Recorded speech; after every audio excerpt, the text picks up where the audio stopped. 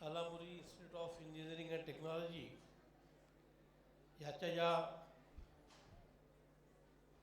एक वेगळा मातृदेवो हो हा जो कार्यक्रम आहे याच्याकरता उपस्थित व्यासपीठावर संस्थेच्या अध्यक्षा लतात्या भुंगीरवार, इतर मान्यवर आणि उपस्थित माझ्या विद्यार्थी मित्रांनो, सर्व मातांनो, सर्वप्रथम मी सर्व मातांना वंदन करतो आणि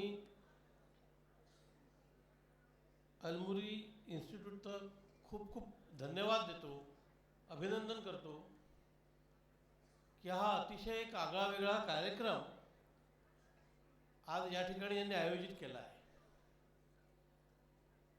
अनेक कार्यक्रमाला मागच्या काही वर्षात गेलेलो आहे, परंतु मातांसोबत, आईसोबत सगळ्यांना बोलवायचं, त्यांचा सत्कार करायचा, हा एक आगळा वेगळा उपक्रम आणि आगळा वेगळा कार्यक्रम केवळ अलमुरी संस्था करते है याचा मला खरोखर खूप आनंद आहे की ही जी एक युनिक कल्पना त्यांच्या मनात आली आणि ती कल्पना येण्याकरता ती मनामध्ये भावना असावी लागते. आज जो कोणी व्यक्ती आहे, आपण जीवनात ज्या ज्या ठिकाणी पोहोचलेलो असतो त्याचं पहिलं बीज आपल्या आईने रोवलेलं असतं. जे काही यश आयुष्यात आलेलं असते, जे काही आपण अपयशातून शिकलेलो असू, त्या प्रत्येक ठिकाणी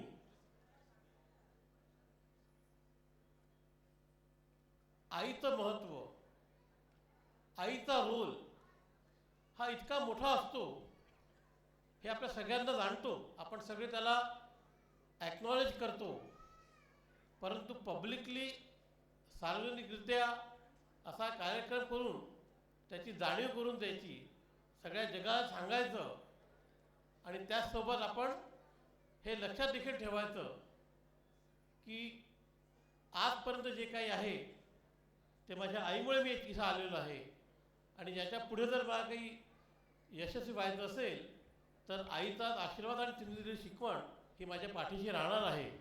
म्हणून आपल्याला मी एकदा पुनश्च खूप खूप धन्यवाद देतो.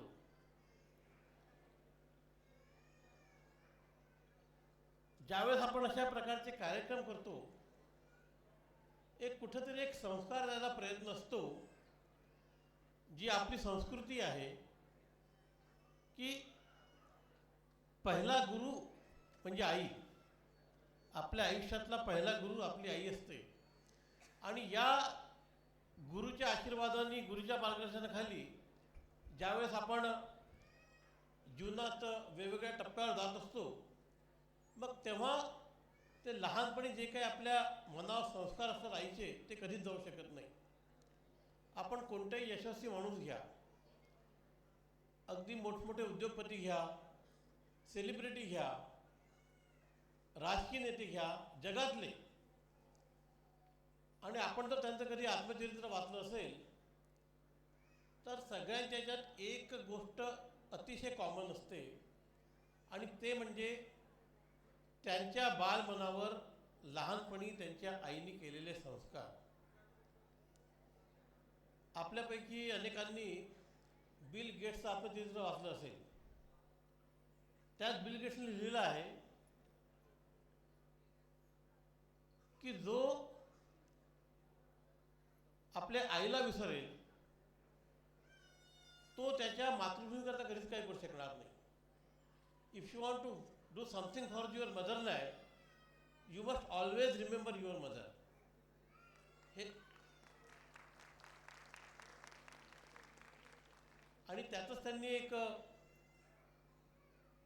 त्या पुस्तकात त्यांनी लिहिलं आहे, अचानक एक दिवस बिल गेट्स यांनी आपलं व्यवसायातनं अंग बाहेर काढलं आणि त्यांनी एक समाजसेवा करायला सुरुवात केली. आपल्याला माहिती आहे बिल गेट ट्रस्ट मोठ्या प्रमाणात काम करत आहे.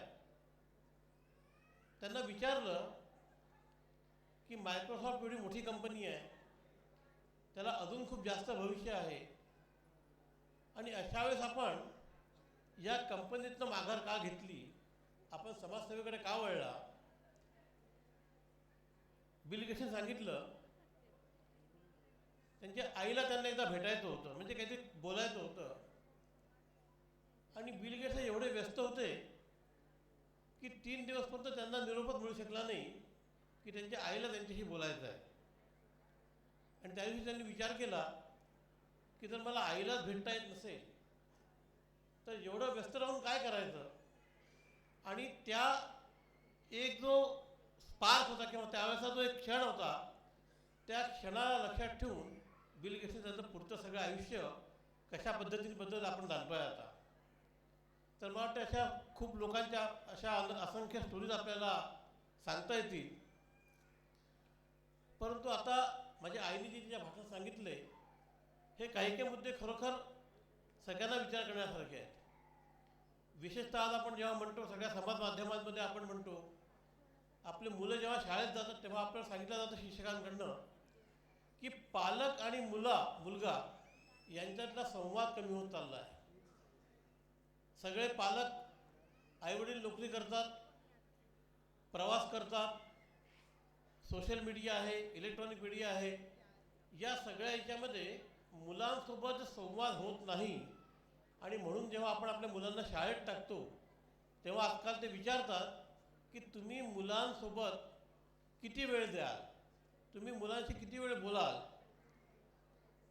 तर या बाबतीत थोडीशी जागरूकता आलेली आहे की पालक आणि मुलांचा संवाद, परंतु मुलगा आणि आई किंवा मुलगी आणि आई यांचा जो संवाद आहे याबाबत जसं आत्ता आईने सांगितलं की ही देखील एक खूप समाजाला विचार करण्यासारखी गोष्ट आहे की आजच्या काळामध्ये आईसोबतचा, वडिलांसोबतचा संवाद देखील कमी होत चाललेला आहे. विशेषतः तरुणांचा, मिडल एजचे लोक आहेत त्यांना, की ज्या काळात त्यांना जास्त संवादाची गरज आहे त्या काळात संवाद कमी होत चाललेला आहे. तर मला वाटतं की या सगळ्या गोष्टीचा आपण तरुण पिढी निश्चित विचार कराल. तुम्हाला माझ्या खूप खूप शुभेच्छा. तुमच्या जस्ट ही जीवनाची, करिअरची सुरुवात आहे.